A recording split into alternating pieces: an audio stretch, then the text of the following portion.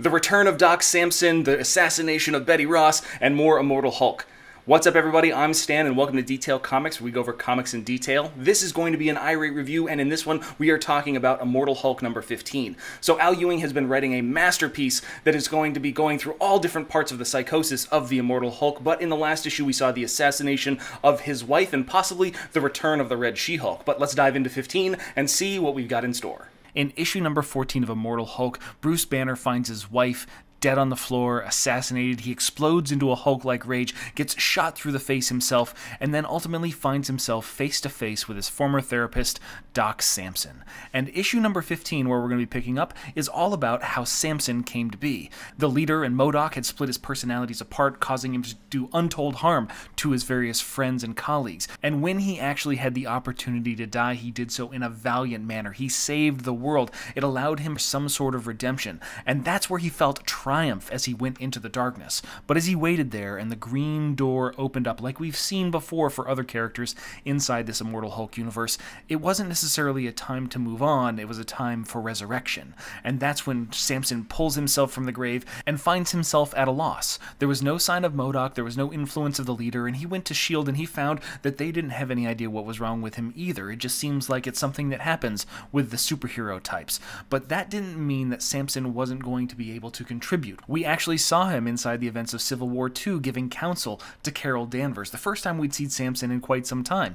But that doesn't mean that he reached out to the people that mattered. He didn't reach out to Rick Jones. He didn't reach out to Betty Ross. He didn't reach out to Bruce Banner. Bruce was feeling so weird. He had had his powers absorbed from him. Amadeus Cho had taken the essence of the Hulk from him, and while Tony said that Bruce seemed to be fine, it wasn't necessarily the case. He could have been in a completely different state of mental disarray because of the trauma of having the Hulk removed, and Samson just didn't feel confident in his abilities. Unfortunately, it was too late when he watched the news and saw that Hawkeye had killed his fellow Avenger at the request of Bruce Banner. The determination that he had actually orchestrated his own assassination, and then he finally connected with Betty Ross after the death of Rick Jones during the events of Secret Empire. This is when he started seeing the sightings of the Hulk, the various instances of the Hulk-like behavior happening across the United States, and he told Betty what would happen because he had experienced it himself. Bruce was not going to call. Bruce was going to go into hiding. He wouldn't want to face somebody that he cared about, somebody that mattered, until he finally had an option or he had no choice. And that's while Samson is staring this enraged Immortal Hulk with a hole in his head that doesn't understand what's going on. His gray matter still needs to restructure itself in order for him to actually comprehend what's transpiring. This is just nothing but the giant ball of demonic rage that's been unleashed on the world. And as we go through this fight, we actually see a pretty substantial change. You know, Samson showing his gamma enraged powers that he basically absorbed from the Hulk during their therapy sessions, and the Hulk slowly growing back in his intelligence and regenerating the various parts of his skull, his gray matter, and what really becomes his consciousness. And as we progress and go through the fact that he actually understands and now comprehends, he has the memory back of Doc Samson. He remembers that Betty is currently hurt and inside the house, but when they go to find her, they find something missing. Just a small pool of blood, and it seems like Betty Ross and the re-engaged Red She-Hulk portion of her brain is something that is out there and it's hunting something completely different. But as this story progresses, we get a little bit more insight from the Hulk himself. There is a pure rage monster that just wants to destroy the world huddled inside of Bruce Banner, and that was what was unleashed during the events of Secret Empire. And then you've got the other guy, the guy that's standing in front of Doc Samson, the one that kind of came about because Bruce was continually hurt. He wanted somebody to be like a father because he had a real shithead father, and he wanted somebody to love him like a father would, and that's what this kind of Hulk is. He's the Devil Hulk, the one that he tried to chain away and lock, this almost reptilian-like beast that was going to destroy the human world one day. This is still the same guy. However, he wants to destroy the human world for a completely different reason. The idea of a Devil Hulk was just a construct that Bruce made up himself. He started to hear things, he started to see things, he started to not be able to trust the person on the inside, this rage monster that actually loved and cared about him. However, as Samson seems to think that this guy doesn't necessarily want to end the world, that is not the case. He does, and he wants to do it before humans do it themselves.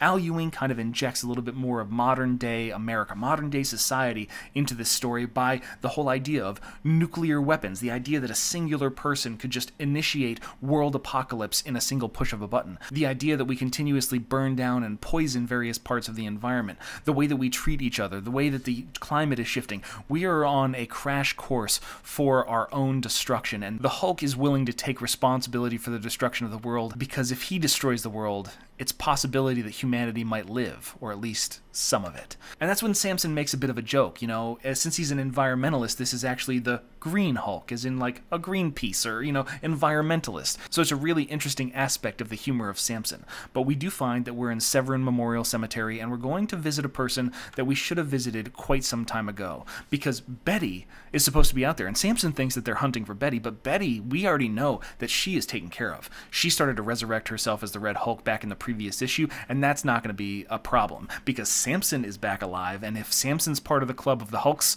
then Betty is definitely alive as well. However, there's one more person that's a part of this club, this part of this family, a part of the influence of the Hulk, and that's Rick Jones. As we stand over an empty grave somebody has climbed out of, we get to meet him next issue. And that's where we end Immortal Hulk number 15. I really like the turn that we're taking with this, the idea that in order to actually process the consciousness, process thoughts, the Hulk actually has to have his entire brain there, otherwise he just collapses into his own rage and starts destroying everything that he possibly can. And the idea that the intelligent Hulk, this devil Hulk, this monster that's inside Bruce Banner that can only come out at night, he has a reason, and he has actually good reasons as to why he wants to destroy and end the world. When you take it inside the context of what's happening inside Avengers No Road Home, which also has writing by Al Ewing in it, and it seems to complement this storyline, it's interesting how that's going to impact the possibilities inside Immortal Hulk, and if it even will. When are we going to pick up at the different parts of this storyline? So I'm really intrigued to see how that goes. As far as having Joe Bennett back on art, I really like his style. The previous issue was a little bit more cartoonish, but the colors really helped with the vibrancy. However, Joe Bennett has this kind of nightmarish horror art quality that goes along with his storylines and his pencils, and I really like the way that it represents the characters. Though we do have a really great colorist in Paul Mounts, he has done a fantastic job kind of enhancing these various characters, and the darkness, the way that he renders people inside that stillness of night, really helps encapsulate this horror-style feel to the Immortal Hulk. Overall, it's one of the best series that's coming out inside Marvel Comics, and it's one that I can't help but recommend. But I want to know what you guys think, so hit me up in the comments down below, and we can start that conversation. As always, if you like what you see, hit the like button. Don't forget to subscribe to get more news, reviews, and commentary on comic books and more.